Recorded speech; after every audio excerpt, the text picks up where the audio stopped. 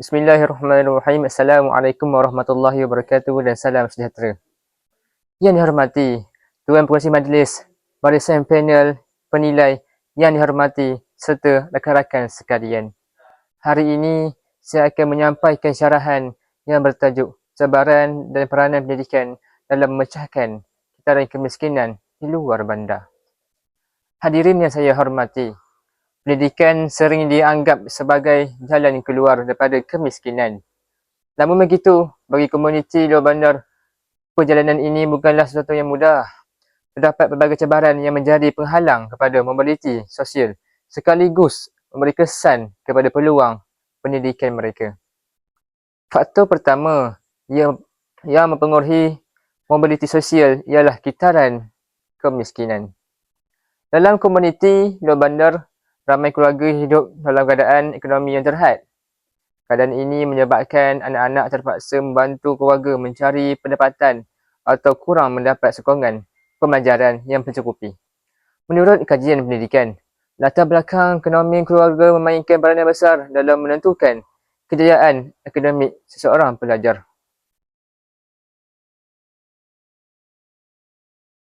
Faktor kedua ialah kekurangan pendedahan dan aspirasi pendidikan. Pelajar di luar bandar sering kurang terdedah kepada peluang kerjaya atau pendidikan tinggi. Tanpa contoh atau role model, mereka mungkin tidak mempunyai motivasi yang tinggi untuk berjaya dalam akademik.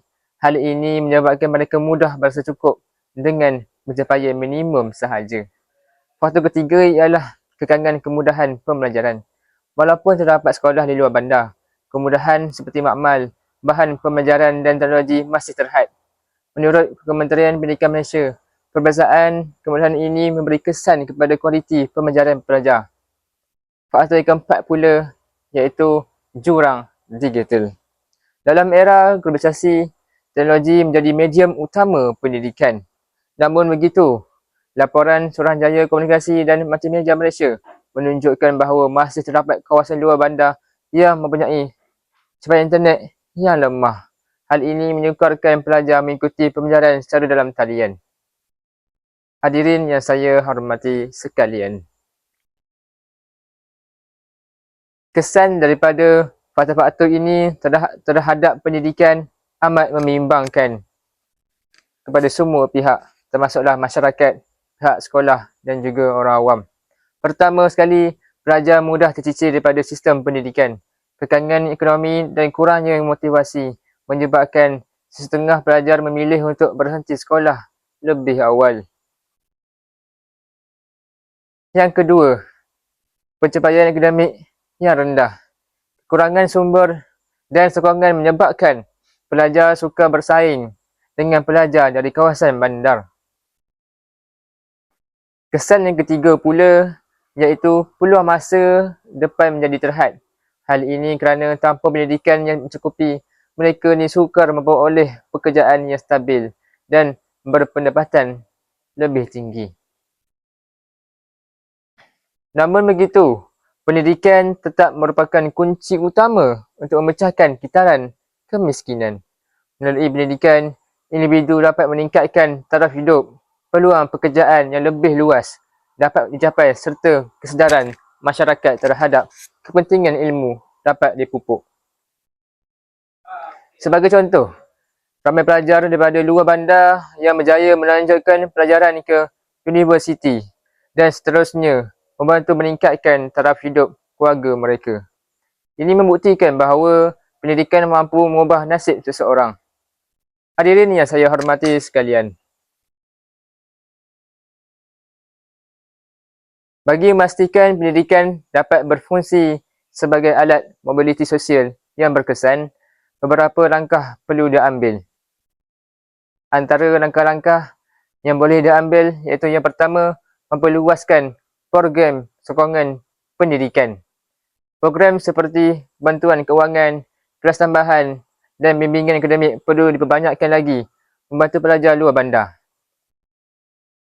Selain daripada itu, langkah yang kedua iaitu meningkatkan pendedahan kepada pelajar. Sekolah boleh menganjurkan program kerjaya, rawatan pendidikan dan ceramah motivasi untuk membuka minda pelajar tentang peluang masa depan mereka sendiri. Jadi, langkah yang ketiga iaitu memperkukuhkan penggunaan teknologi dalam pendidikan. Pihak berkaitan perlu memastikan supaya internet yang lebih baik serta menyediakan kemudahan digital kepada pelajar. Yang keempat, langkah yang keempat iaitu peranan guru sendiri sebagai ejen perubahan.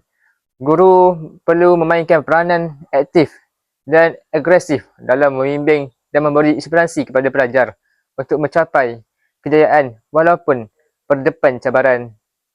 Hadirin yang saya hormati sekalian, sebagai penutup, jelaslah bahawa mobiliti sosial dalam komuniti luar bandar dipengaruhi oleh pelbagai cabaran seperti kemiskinan, kekurangan pendedahan, kemudahan yang terhad serta jurang digital. Namun demikian, pendidikan tetap menjadi harapan utama dalam mengubah kehidupan masyarakat luar bandar. Marilah kita bersama-sama berganding bahu memastikan setiap anak bangsa kita mendapat peluang pendidikan yang sama rata. Sesungguhnya, pendidikan bukan sahaja mengubah kehidupan individu, malah mampu mengubah masa depan sesebuah masyarakat. Wabillahi taufiq wal hidayah. Wassalamualaikum warahmatullahi wabarakatuh. Dan sekian, terima kasih.